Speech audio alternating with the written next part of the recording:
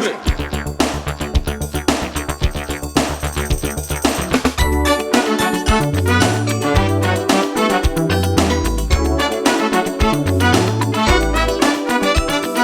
You can't see it. It's electric. You gotta feel it. It's electric. Ooh, it's shocking. It's electric. Picking up mixed feelings with the public electric man that she's not moving along electric. Show love the boogie now. You gotta know it. It's electric. Boogie, boogie, boogie. That you can't hold it. It's electric.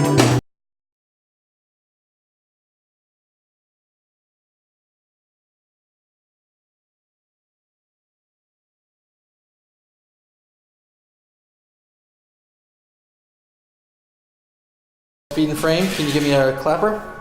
Yeah, just pull the little thing up there. A little wooden thing. No, on just on that that thing. Okay, and speed and frame and thank you. That's good. Good. I didn't smile. That's fine. I ran a technology company for 20 years. I sold it. And we bought the trailer of our dreams, an Airstream trailer. We love to go camping, and a lot of the times the best campsites don't have power. And I wanted to be able to camp wherever we wanted, whenever we wanted, for as long as we wanted. And I sat there and I thought, you know what? My car that I already tow my trailer with is 3/4 of a generator already. It's got all the key things. It's got a gas tank, it's got a great engine, it's got a great alternator. All I need is the last piece. And I just figured out how to do that. So I invented a cool way that we could create power directly from our vehicle that we're traveling in. So I created this system, we used it for a while and it was great. Then I was sitting on my front porch as the storms were rolling in and we were hearing about power outages and hurricanes and all kinds of devastation. And I thought, if the power went out in my house, what would I do? And at first I went and I bought a big kerosene heater. I bought this kerosene thing and I had a bunch of kerosene cans. And then I sat and I thought, I wonder if I could take this thing that I invented for camping and actually just hook it up to my furnace and if it would run my furnace. So I got it out, I ran an extension cord in, I hooked it up and it worked. It was the coolest thing.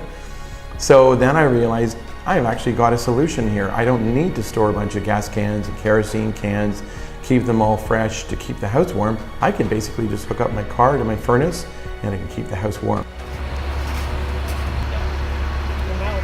A tree had gone onto the street and taken out a power line, and we were out of power. Jonathan came by and hooked it up onto my car, and we started plugging some things in, such as my boiler and my floor heating, and we have a sump pump now. We dug down our basement, and it turns out it takes on a lot more water than it used to. We used to take on a little bit of water, but now it's taking on more. I didn't want to leave my partner and the kids at home with an flooding basement. So what it is, you've got booster cables. These are heat-proof, solid copper strand booster cables. Hook that in, it's rain-proof, weatherproof. It's zero maintenance, no oil changes, no gas tanks. And this will run with your car for about up to 5 or 6 days if you need it. So fast forward to today, I've now invented this product that really in one small, sleek, simple unit that's 16 pounds, you can store, no maintenance, nothing. You can both go camping with it anywhere you want for as long as you want, or you can use it to power the furnace in your house. How cool is that? Isn't that cool? Yeah. You're running off your van. Yeah. You're running your furnace off your van. Saving the house. Or your fridges in the summertime, or at the cottage, or sump pumps to keep your house dry, or all these kinds of different things.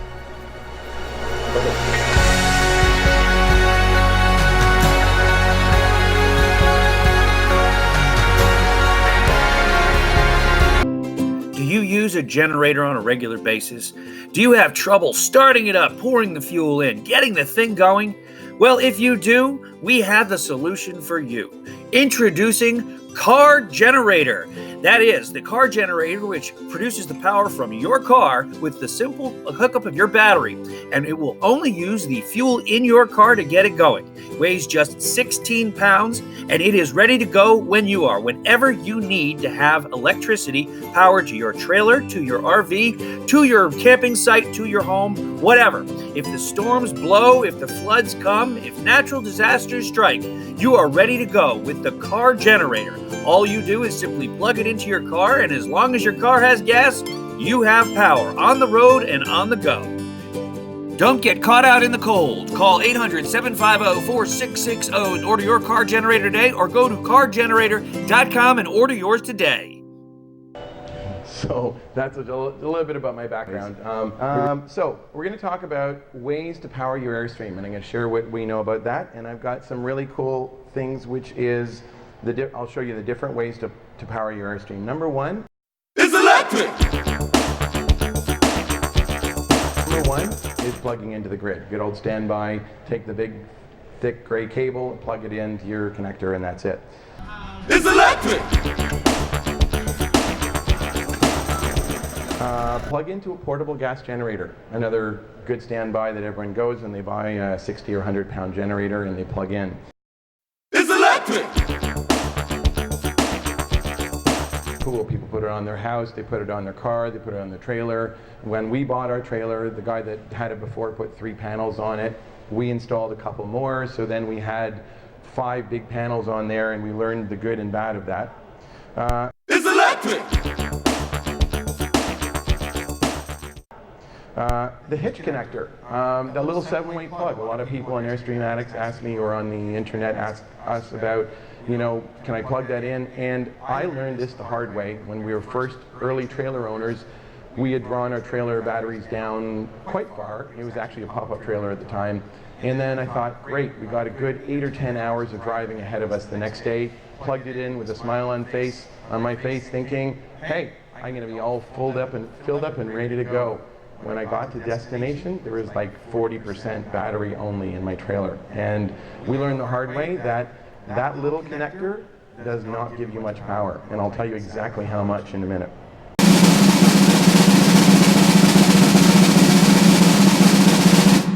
It's electric. The last, number 5, is plug directly to your vehicle through high power connectors. We're going to show you that today as well. So, the easiest way, I call this RV trailer power for dummies. Basically, the easiest way to think about power on your trailer, you've got watts and amps and volts, and is it 12.5, is it 13, is it 14, what is it, what's the charging rate? Really easy. How many of you have 2 batteries on your Airstream trailer in the front? Pretty much everyone. That's most how they stock. Okay, good. Someone just popped in their head there. So 2 batteries in your trailer, and think of that like $200. It's 200 amps. Think of it like a bank account. And then the things that you use in your trailer, like the pumps, the lights, things like that, draw money out of your bank account, and things like solar or plugging into the grid put money back into your bank account. So, Canadian or US? Good question. So think of it like a bank account. You've got 200 amps capacity total. Now people argue on air forums and the addicts and all these different places on whether you should be drawn down to 50% or 30% or 70%. There's lots of arguments about that. The whole point about drawing it below 50% is that you'll wear your batteries out sooner, but there's actually a lot of other factors that play into that. If you're using a trailer a lot in hot weather, there's lots of other types of factors that also factor in it. The main thing to remember is you've got 200 amps, and you should try to not get it too far below half of that, maybe 40%. Don't go crazy if you do, but that's generally what you're working with. Using your furnace, your lights, pumps, things like that is a withdrawal. Putting it in, solar, grid power, vehicle power are deposits. So here is the withdrawals. I'm going to give you actually some numbers, and we're recording this as well. We're going to post it on the internet and on Airstream Addicts in a couple places because some people can't attend, and they want to know how much does it use. So the lights in your trailer use between 3 and 10 amps per hour. And I'm going to show you a live video that I shot to show you exactly all this as well. So 3 to 10 amps per hour. Your furnace, when it's running, uses between 6 to 8 amps per hour. So if you have 200 in the bank, it's cold outside, you've just pulled out around 6, it cycles on and off, but rough numbers, 6 amps to 8 amps every hour that thing get down pretty cold. When we use it in the colder weather, we'll find that run the furnace all night, the next morning we're down to maybe 70 or 50%, and you can see how easy that is to do. Water pumps, when you take a shower, 5 or 6 amps per hour. Coffee maker, 80 to 90 amps per hour. And I list these in per hour. It's normally not referenced that way, but it's an easy way for you to think. If I run the fans, well, you'll see in a second, 24 hours, what happens then. Toaster, 40 amps. TV is 10 to 15 amps. The Airstream fridge, not on gas, so if you have an inverter and it's running from there, just to give you an idea, is 36 amps per hour. Fantastic fans, they are on high, they're 3 amps each. So you can do that calculation if you've got 6 amps between the two of them. If you've got 2 of them, you run that 10 hours, 20 hours, you can see you can chew up your power pretty quick. So I'm going to show you a quick video here to actually see, you can see live some of these numbers. So I want to show you how much different things in your RV use for power.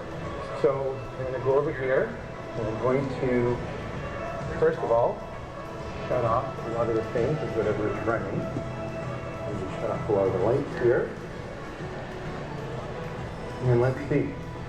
So if you come down here and have a look, we are now using about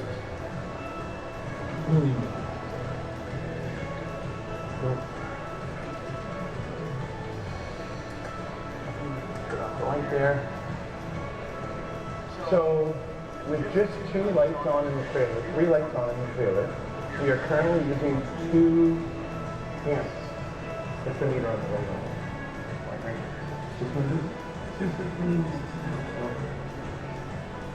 So currently, this is a simple amp meter that shows us how much power the trailer uses. So currently, we've got 3 lights on in the trailer, and we're using 2 amps. Now, I'm going to show you, I'm going to switch on the fan. This is the ceiling fan. That's one ceiling fan. It's gone to 5. Let me just step by here. I'm going to switch on the second ceiling fan. And it's gone to the next number, 8. So switch on a few more lights. I'm going to just put on the light of the stove.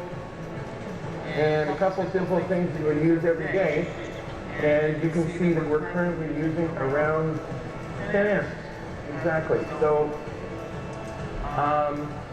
the solar panels on our roof, we've got 5 solar panels, 520 watts, and the very, very perfect, most best, perfect day they bring in about 25 to 30 amps on an hourly basis at the very perfect middle. Most of the, 9 o'clock, 10 o'clock, and so forth, they're only going to be about 10 amps.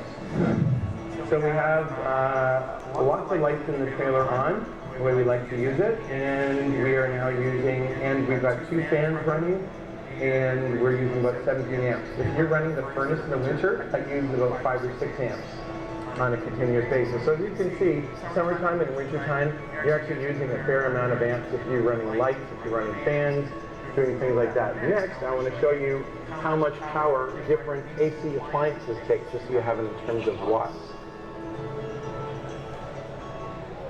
So that's how you use power. That's how you take money out of the bank on your trailer, out of those batteries. Now, how do you put it back in? The grid. The built-in Airstream charger charges at between 20 to 30 amps. That's pretty much standard. It's a 55 amp converter, but the amount that actually gets absorbed into the batteries, and I put meters on it, we'll see in a minute on the videos, is between 20 to 30 amps. Portable gas generator, exactly the same. It's just supplying power just like the grid, so it doesn't know, your Airstream charger doesn't know which is which. Car generator, exactly the same. It's just like power from the grid, it doesn't know. Solar, 3 to 30 amps. How many of you have 2 panels that come from the factory on your Airstream? Anybody? Okay, so those are a little bit less. You're probably thinking the range of 10 to 12 maybe, ish, in terms of that's 160 amps, rough numbers. So that's what it takes. So if you're running your lights in the night, you're running your fans, you can see how much you need to recharge. The other one thing about solar is it changes during the day. So in the morning we got 3, and that gets to 7, then it gets 10 and 20, and then it peaks, and then it goes down quickly in the afternoon, and then you have cloudy spells in there as well. So it's not 30 amps continuously. And vehicle direct charger, which I'm going to show you in a minute, up to 90 amps. So you can put that in safely and easily from your vehicle without damaging your car, your vehicle, your batteries, anything. I'm going to show you that in a minute. So, charging with the Airstream factory charger, I'm going to give you a quick video I shot at Lumapalooza that will show you that. Good morning, everyone. It's a beautiful day at Lumapalooza, the rally at the Airstream factory, and I'm just going to show you a quick video to show when you're powering your trailer using your car. So that's car generator right there, and I'm going to take you inside to show you specifically how when we plug it in here, and we plug in the power up using the factory charger. So this little meter down here will show us in a second once the circuit kicks over. It'll show us how many amps we are charging going into our batteries using the factory stock charger. So just click. See the standard charger, which is about 55 amps, you can see in there, is outputting currently into our batteries. We have 4 types of batteries, about 400 amp capacity. It's outputting about 27 amps roughly. And you can see, just for fun, here, this is how many watts are actually being consumed or being provided by if you're running a gas generator or plugged into the grid or a campground or anything else. These are how many watts are actually being consumed in, if you're running a gas generator as an example, it would be using 475 watts, and that translates to approximately 25 amps. Thanks very much for watching. Have a great day. So that means that when you fire up your 5,000 or 7,000 watt mega generator that you have, you're actually only using about 400 to 500 watts of that whole running engine to put 27 or 28 amps back into the battery. So our friend, the solar controller. How many people have a solar controller that shows them how many amps are coming in from solar? Anybody? Okay, they're starting to build it into more of the new trailers. It's our friend because I actually love to watch it because it feels like it's free energy. I love it. I sit there and I look at it and I say, look at that, I got 25 free amps coming in from the sun, but it's really not free because I paid like $5 grand for it. So, but it is kind of fun once you get it installed. You at least get a sense of, it's great to have solar just to add a little bit, but we went on a camping trip last year with my wife and our daughter for 2 weeks. You know, you go to a campsite and they say, okay, you're in A273, you go there, boom, it's all covered in shade. You're going to get no solar, and by the way, you arrived late at night and there's no sun, so solar didn't help you very much there. So sometimes it helps, sometimes it doesn't, but it's great to have anyway. So that's our friend, the solar controller. Some threads on Airform. Uncle Bob does some. How many recognize from Airform? Uncle Bob, anybody? Okay, so he's got some good postings on there that summarize things well, that had some good points on them. So I posed a question on Airstream Addicts actually. How many hours a day? By the way, how many people here have a gas generator? Lots. For a good number, yeah. So how many hours a day do you typically run a gas generator? Is it 24 hours, 10, is it 20? And I posted this on Airstream Addicts and I did a poll, and this is what came back.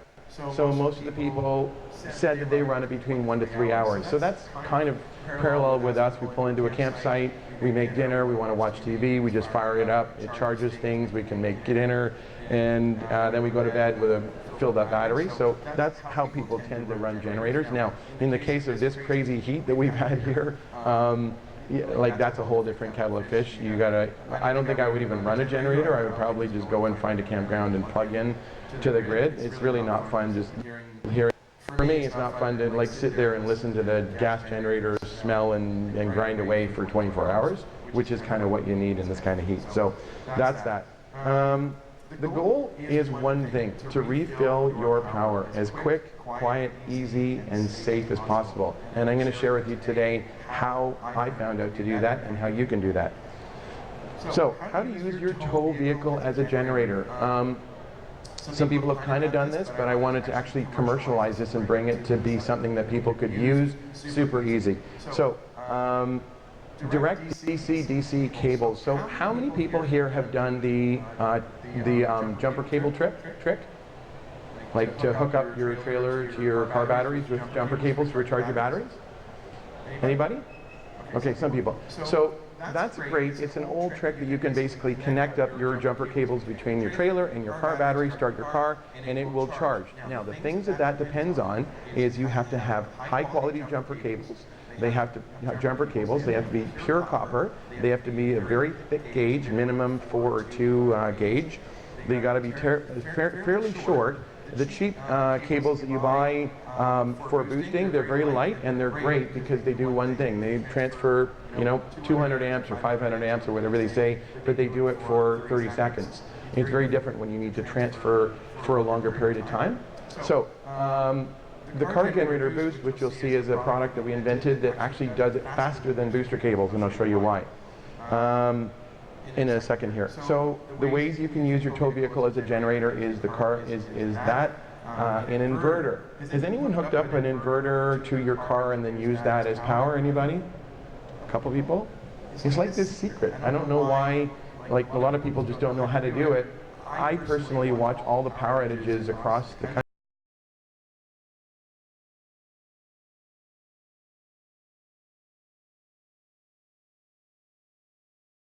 country, and I see people sitting there shivering in their house or their food rotting in their fridge, and you can buy an inverter like anywhere. You can buy it from Home Depot, you can buy it from Best Buy, all these places, and that's actually the core of what you need to turn your car into a generator. Your car has a great gas tank, an engine, an alternator, and the last piece you need is an inverter. So if you're going to do this yourself, get a pure sine wave inverter. That's our recommendation. It's better than, there's 2 kinds of inverters, modified sine and pure sine. And afterwards, by the way, I'll give you my card. Mike, if I could ask, or someone, to grab them from my booth afterwards, or if you could just bring them before I end up, that'd be great. Yeah, get a pure sine wave inverter because the output is clean. It won't damage your TV, it won't damage your motors, it won't damage any kind of equipment. So it'll run your CPAP machines, your medical machines, all those kinds of things, no problem. It's powered just exactly like the grid. So buy pure sine wave inverter. If you're going to do this, use pure copper cables. Use the best gauge you can, the thickest gauge you can, generally speaking, at minimum 2 to 4, I'd say. And make sure, the most important thing is make sure that your voltage in your vehicle stays above 13.3. So what happens is your car engine is producing power from the alternator. Your battery is sitting here at the table, and then we're pulling power off for doing things like this.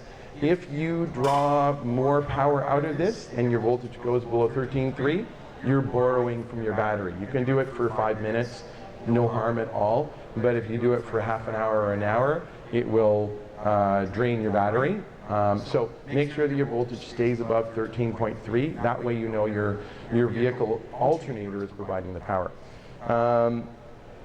One of the quick things that people ask, will it damage my vehicle? Will it damage my alternator? One of the #1 questions people ask, will this damage my alternator? So not even using any kind of, like just using pure logic, it's very simple. We actually we shot a video where we took a Dodge minivan and we didn't start the engine, but we turned on everything that vehicle had, all the accessories.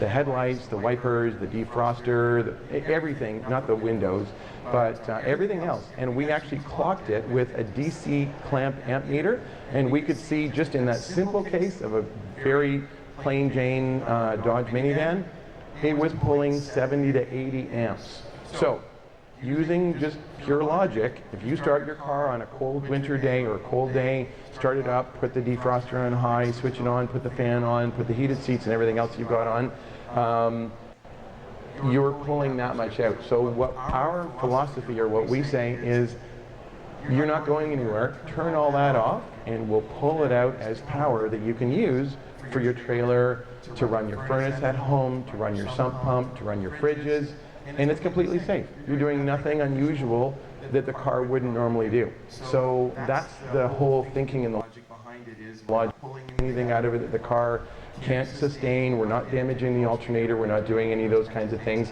It's a very simple way. It's just like running the accessories in your car. So why use your tow vehicle? Number one, it's lightweight and convenient. Number two, it's environmentally superior.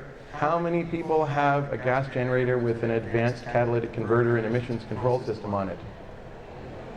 Nobody. It doesn't exist. Because you can't put $7,000 or $10,000 worth of engine management controls and catalytic converters and all these different things on a generator that's $700 or $1,000. It just makes no sense. But your car has that all built into it, and it does it really well, and it's government regulated. It has to be checked on a regular basis. So the emissions of your car actually is very regulated, and so it's the cleanest. Some of the cars out there, actually, they've done studies, can produce air that's even cleaner in dirty cities, even cleaner than what came into it. So anyways, so it's environmentally superior. 1 hour, the stat is 1 hour of running a generator, like a leaf blower kind of thing, is equivalent to 24 hours of running your vehicle. So there's some variance in there, but you get the idea. It's a lot cleaner to run your vehicle. Longer runtime. So instead of filling the gas tank in the middle of the night or every 3 or 4 hours, your vehicle, published by, there's a website, energy.gov, which publishes how much every vehicle uses, or a typical vehicle uses at idle. And your vehicle at idle uses in around the range of what a gas generator does. So there's an example there, we'll show you in a second here. It's quite comparable, it's in the range of what it is. So it's not a lot more, it's quite efficient. We're going to show that in a minute. So it's less gas, it's hassle-free and zero maintenance. There's no worries about starting, not starting. It's hassle-free, it's there. Your car started yesterday and it works on gas, diesel, hybrid, pure electric, any of those different kinds of vehicles. It works well on all those. Jihong, how many of you know Jihong Tang? Anybody? For addicts, yeah. She's so cool. She's like this intrepid, amazing traveler that's like camping in the winter, like living in a ski resort parking lot. She's in Norway now. She's now flying back to Vancouver where she lives.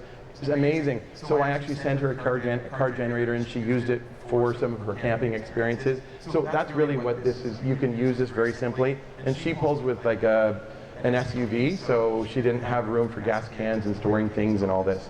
So idling. One of the other big things people like talk about is idling. So anti-idling bylaws generally don't apply. There's lots of variances, this and that. I will tell you, if you're using your vehicle for an emergency situation, like your house is without power and you're powering your house, you will not get a ticket for idling.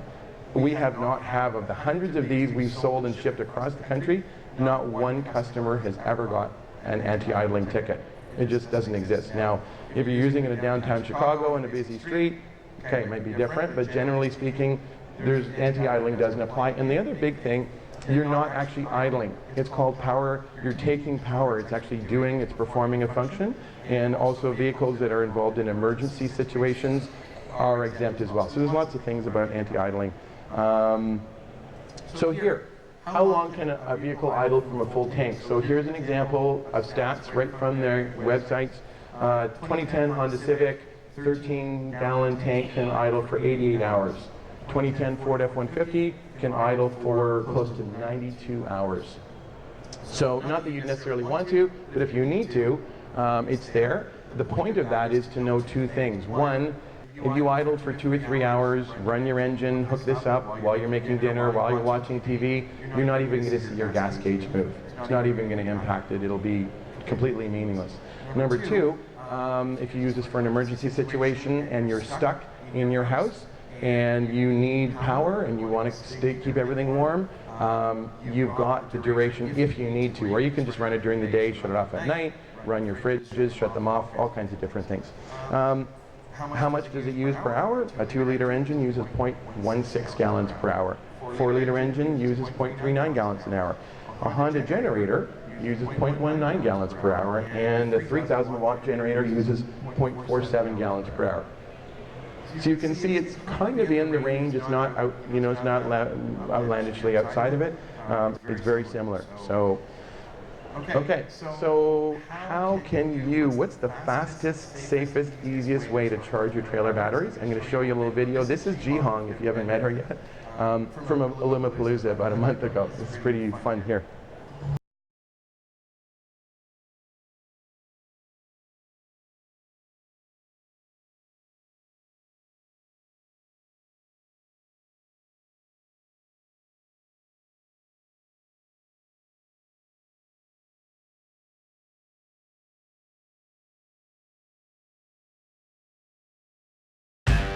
Could I do it? Where would I go? Where's the bathroom?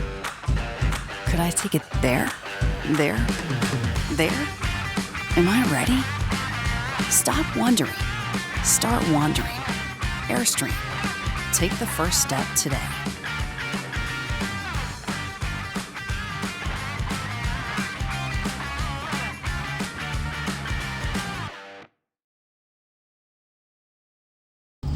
So we are here at Illumapalooza, my friend Ji-Hong, and she's going to try out the new car generator boost. And this is really simple. Here's how you use it. You just go ahead, this is the car generator boost right here. And basically all you do is you plug that part into the front. The plug is already here. Okay.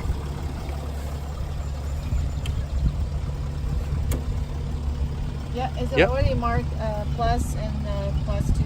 It's foolproof. You can't reverse it. So basically, and how heavy is it, Ji-Hong? It's very light. It's very light, maybe about 3 pounds, 5 pounds. Yes. And then this here, there's a plug that connects to your trailer batteries. And you plug it in. Yep, push it tight. Yep. Yeah. It makes a good connection, and that's it. That's a rubber, this thing here is a little rubber cap that keeps the rain out of it and the dust when you're traveling. So now let's look at this. So here, we are now charging at 70, 60 amps. So for comparison, if you have the solar power on your roof, it's you're getting maybe 15 or 20 amps, and at the best of times, with your when you plug it into the regular power cord for the grid, you're charging at about 20 or 30 amps. And now here in this case, we are powering up at 65 amps. So all you do with car generator is you basically wait until this goes down. So you can see it'll charge fast at the beginning, and it'll gradually go down to 20 or 10. And when it gets down to 20 or 10, then you know you're done. And that's it. That will be how many percent have been charged? Well, when it gets down to like 10 amps that it's pushing in, that means the battery is almost completely full, so it can't take any more. Okay. And that's it. And when you're done, you just take it out, and just I'll show you. This here just comes off. Yeah. And this little plug here, basically, if you just video me doing it for a second. So this here is the plug, and it's got a little rubber cap in it. You can store it safely inside your engine compartment. Your dealer or whoever installs it will help you do that the right way, and that's it. Yeah. Wow. That's a There you really go. simple. Car generator boost Yeah. Great. from Illumapalooza 10. Over and out. Bye. Okay, so I'm taking you on a virtual tour of a lot of places instead of dragging you around, so you can just see all these things sitting in your seats. So useful tools and resources, cargenerator.com on videos, tons of great videos that share all the information and the knowledge about what we do. If you are wanting to do a bigger one, we have a 2,000 watt model as well, or you can, if you're making this yourself, if you want to use a 2,000 watt inverter, go to Nation Starter Alternator. They're excellent, and they're experts at putting a dual alternator in the vehicle you already have that really rock the juice, that really push out the power that you need at idle, in heat, like in hot, whatever kind of climates. So I would definitely go to them.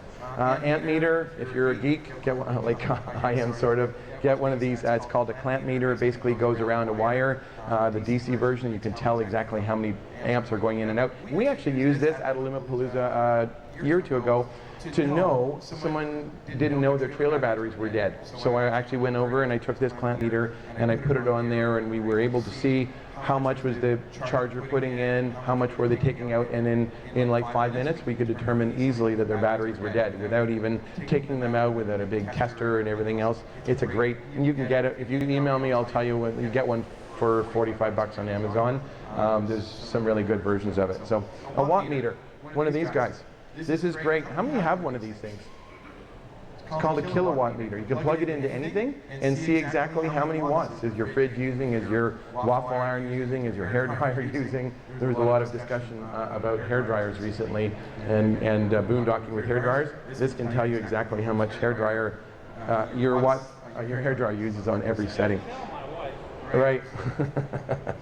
So that's that. How many of you know Andy Thompson from Can-Am? I just wanted to say a special thanks to them because they've been supporters of this since way then in the early days of it. So he was at Palooza as well, and I wanted to say thank you to him. So, because it's raining outside, whoever wants to brave the rain, I'll be glad to take you out afterwards. But I shot a video just today, this morning, a live video about 2-3 minutes that'll actually give you a tour of what I'm going to tour you through there. So you're welcome to come back afterwards if you want, or I'll just run this video. This will give you a real example. So here you go. Yep. Cool. Hi, it's Jonathan with Car Generator, and I'm at the International Airstream Rally. It's a rainy day here, and it's a perfect day to see how you get power from your car instead of solar. We've got 5 solar panels on the roof, almost a half a kilowatt, but it gives us about 4 amps only today, which is not very much. So instead, we can use our car for power. There's 2 ways. Either we can use our car generator, which is this guy here. It's just 11 pounds or 16 pounds for the larger model. And this is producing up to 1,500 watts that we simply plug in through an extension cord. Goes directly into our Airstream, just like that. Some of your Airstreams have a generator port on the front. It's just like the regular one, or you can use your regular connector on the side and just run a 15 amp piece into it. Today, I'm doing a seminar at 3 o'clock. Come on out, check it out. Second thing I'm going to show you, which is really cool, is called the Car Generator Boost. And this is the fastest, this here, the brand new product. This is the safest, fastest way to charge your Airstream batteries when they're getting low. All you do when you need to charge them is exactly this. Have a look. You take this, which is the Car Generator Boost, and you plug it in like that, and you simply plug it into your Airstream like that. And all of a sudden, we have 55 amps flowing into the Airstream. And this unit is completely weatherproof, so you can let it run in the rain or the shine, and it'll basically just go down as the battery fills up. And that is the Car Generator Boost. So, Car Generator and Car Generator Boost. Come on out, check them out today, and have a great day. So now I think you just press. It's Jonathan with Car Generator, and we are at the International Rally, and it's a rainy day. It's raining like crazy. Days like this are exactly when you need a car generator, not just an inverter. So I'm going to show you how easy it is to hook this up, and you have a look here. So basically, you attach this to your Airstream, either using a little plug in the front, the generator plug, or the regular plug from the side you use. Comes into a plug just like this, plug into here, and then into your car generator. So right now, this is just a regular plug like this, and just simply plug this in. This unit here, you can come zoom on a little bit, this unit is 100% weatherproof, so it can rain, it can snow, it can ice, and this will produce power for you. 1,000 to 2,000 watts, depending on what you need. And that's it. So car generator is exactly the power you need for a rainy day, just like this, when you need power most. Now, we've got 5 panels on the roof, 5 solar panels. Guess how much power we're getting from those? You have a look and see. Let's have a look. Here's the Doug. 4. We're getting 4 amps. That's all we're getting from solar. So instead, we're using our car generator to create power. And wait a second. Hey, puppies. Okay. And there you go. Jonathan from Car Generator. Car Generator will keep you running even in the rain. Cheers. The puppies were free models in there. They're so cute. So that's and you know what we found is rainy days are actually when you need this the most. Like that's usually we found the sunny days you're out doing things, but if you're stuck on a campsite and it's raining, and that's actually when you need power around night. So the whole point of this is to be able to get power when it's raining. So I've got one little short video to show you, and then we're going to wrap up. So we offer our customers that you can upgrade. So if you're not sure, do I need 1,000 or 1,500 or 2,000 watt unit, we offer a trade-in program. Within 2 years, if you buy one and you realize, I wish I had a little bit more, just get started with whichever one you want, and then if you need to upgrade, we'll take the other one back, and just for the difference in price to upgrade you, we'll give you a brand new free one. So people ask, what do you do with the ones that come back? And I'm going to show you a cool thing of what we do with not very many come back, but the ones that do, I'll show you one of the things that we do here, which is pretty cool.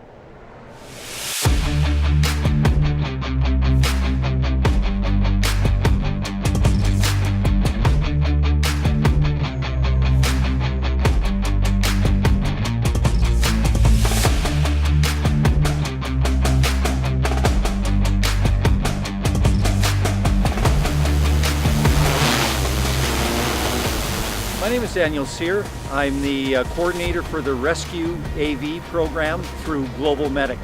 We're out here today at the Humber Valley RC Flyer Club to train our team on being prepared to deploy when disaster strikes.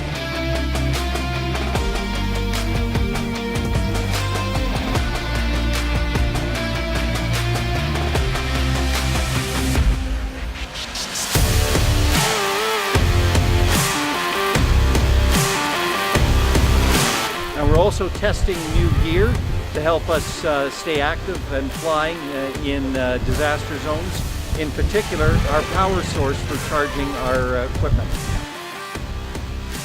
We're utilizing portable generators. When we don't have access to that, we look at using 12-volt system from vehicles to be able to charge our batteries up.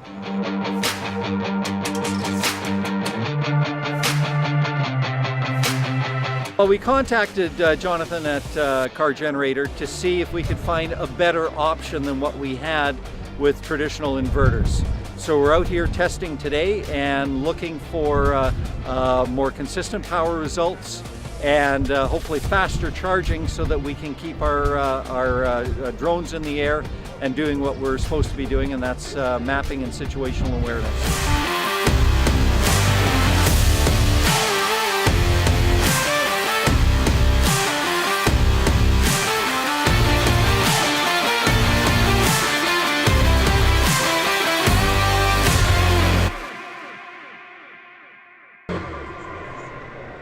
So that's kind of a cool thing that we got into, that we can use these for disaster aid. So just to wrap up, our Airstream Flying Cloud is out in the back.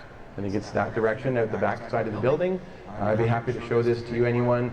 Michael over there has got cards and brochures. You got business cards too, right? Yeah, so grab a business card for sure. Now, we've got our international rally sale, so it's a $175 bonus pack you get, which is, just so you know, it's $100 off, it's 3-year extended warranty, a power meter, and free shipping all included, and there's $100 off. So basically just go to our website and you can, if you want to order any of our units, we'll basically just order it as is and we'll instant credit back $100 on any of our car generator units. If you're asking how much they are, also the 1,000 watt unit is $695. The 1,500 watt unit is $995, and the 2,000 watt unit is $1395. Car Generator Boost. This is this crazy cool new product. We just released this, and we are going into production on this first week in August. So this is going to be $395.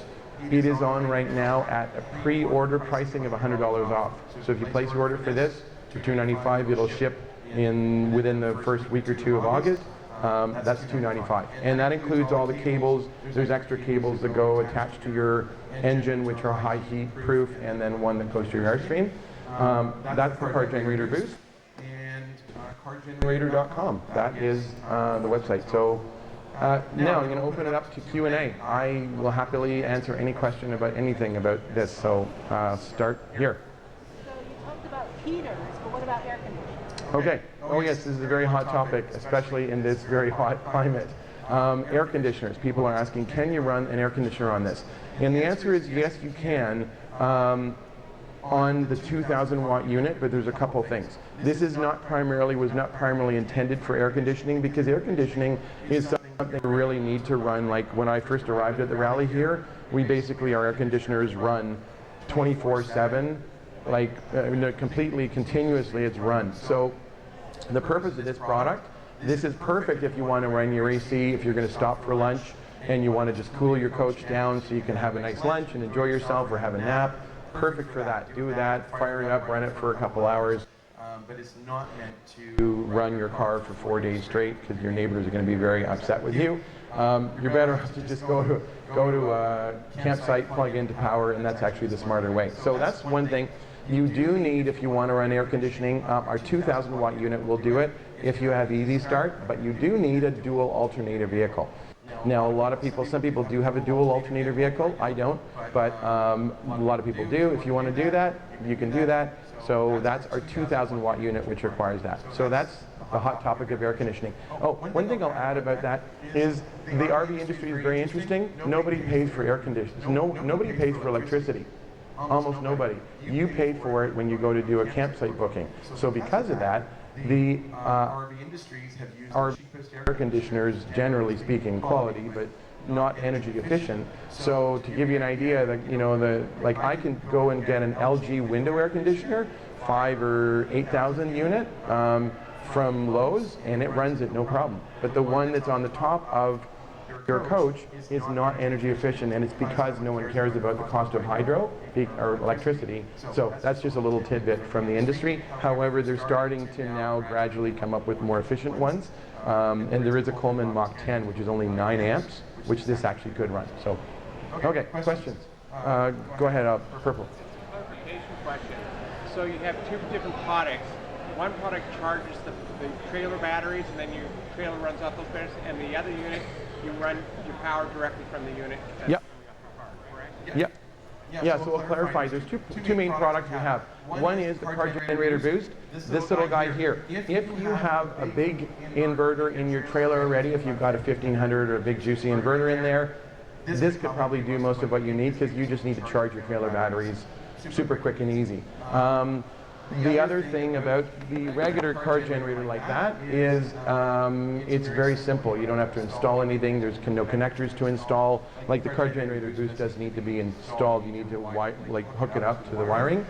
This one here, you can just get it, you can pick it up today, and you can basically just hook it up to your booster cables, put it into your 30 amp connector, and that's it. So that's the difference between those two. And it will also run you can run TV, run your medical equipment, run everything. It just plugs in, and it gives you 7 to 10 amps. That one does.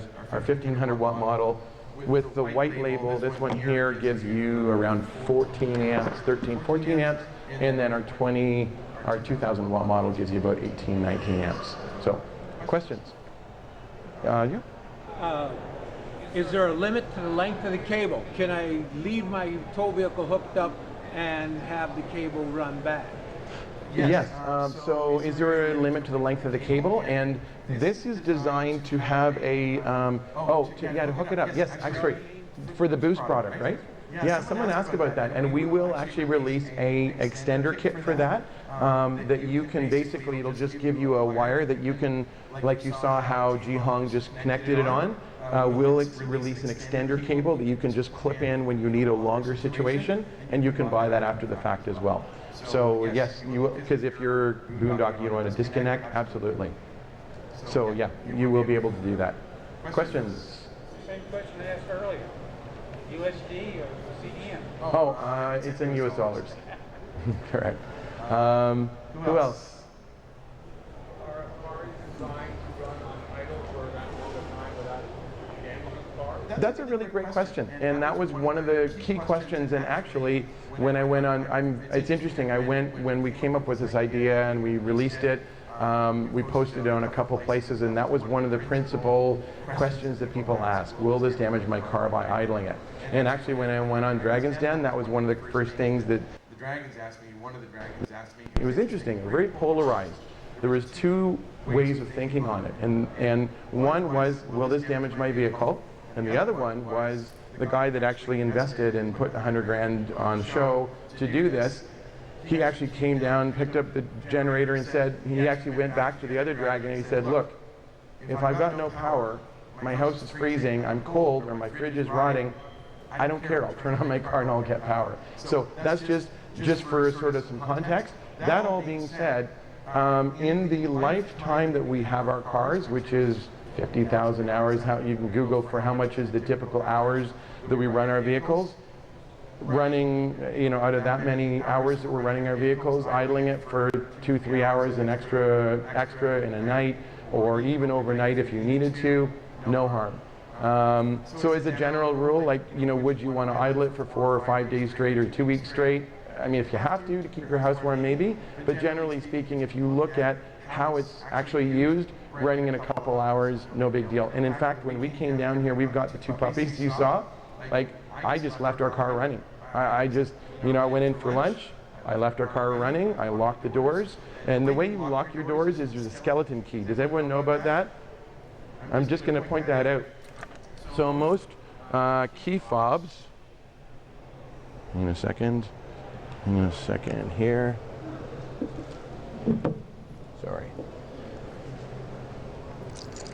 hang on a second, there it is. So most key fobs, you'll find a little tab that you can, a little slider switch you can do, and you can pull. This is called a skeleton key. So if you go away, you went on a camping trip, or you went somewhere and you left your battery completely died, your wireless won't even open it for nothing. This is a way that you can lock and unlock your car. So the way you lock your car is you just press the lock button, and then you shut your driver's side door, and then you can turn this and it'll lock your vehicle. So, and if you're really worried about it, some people have asked about that too. For about $20 at Walmart, you can get a foot pedal lock. Well, we never really had to do this, but you can get a foot pedal lock that basically hooks around the steering wheel and around your brake pedal, and no one's going to go anywhere with that in place. But basically, that's how you can lock your car. So back to the idling question. I've idled my car for hundreds of hours. Many times I'll idle it like that to leave the dogs in it or anything. So in the overall scope of it, there's no harm. So question, and go back here to the guy in blue. Great question, diesel. So there's a lot of discussion about diesels as well, the new diesels, the old diesels, DEF fluid, cylinder washing, there's all kinds of, you can find opinions. I will say there's as many opinions on that as there is on tow vehicles, and whether you should tow with an SUV or whether you need a truck, or whether you should leave your propane fridge on, or if you shut it off while you're traveling and put ice cubes in your fridge. There's a lot of discussion on it. I'll just sort of zoom back, just using pure simple logic, that if you're running it an extra 2 or 3 hours, in an evening after you've pulled for a day, it's really not an issue. If you're going to run it for a week or for 2 weeks, that's not the point of this product. This product is to be really easy, really simple, no hassles of gas cans or storing or fumes, starting problems. It's not, if you're going to need a generator to run for a long time. And actually, the bigger challenge with with generators is actually, number one problem is FTS, which is fail to start. So people have this generator in the shed, they're going to use it, power outage happens, it doesn't start. So that's the pros and cons of that. This, it always starts. So, questions? Mike? Oh yeah.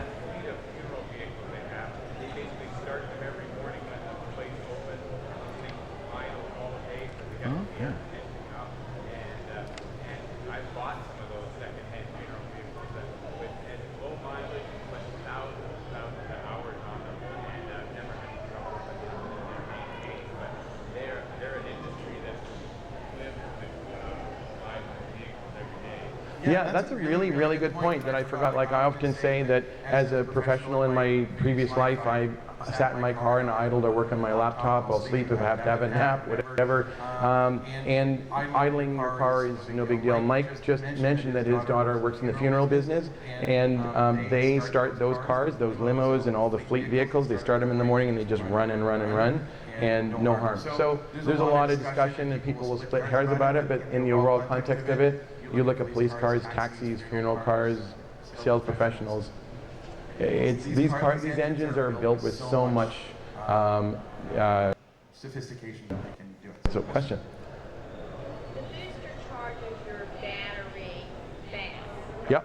But it's also going to charge your generator, correct? Yes. Yes.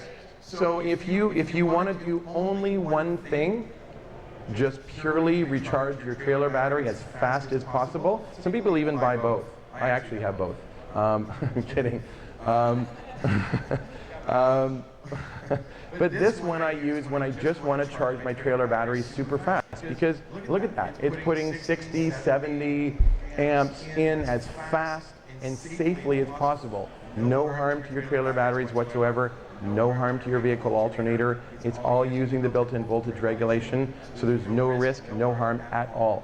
This basically charges your trailer battery quick, fast, battery, done. Run it for a couple hours, you're fully charged. This one, on the other hand, you can not only charge your trailer, it'll charge your trailer batteries, as you saw on the thing, about 22 to 25 amps.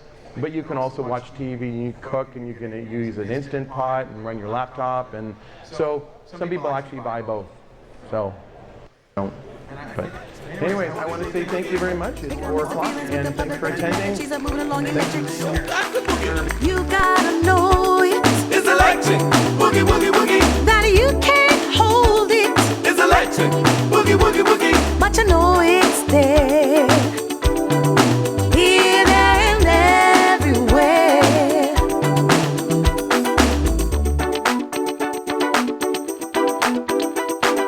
Hola, hola, eh. Lumbe, lumbera.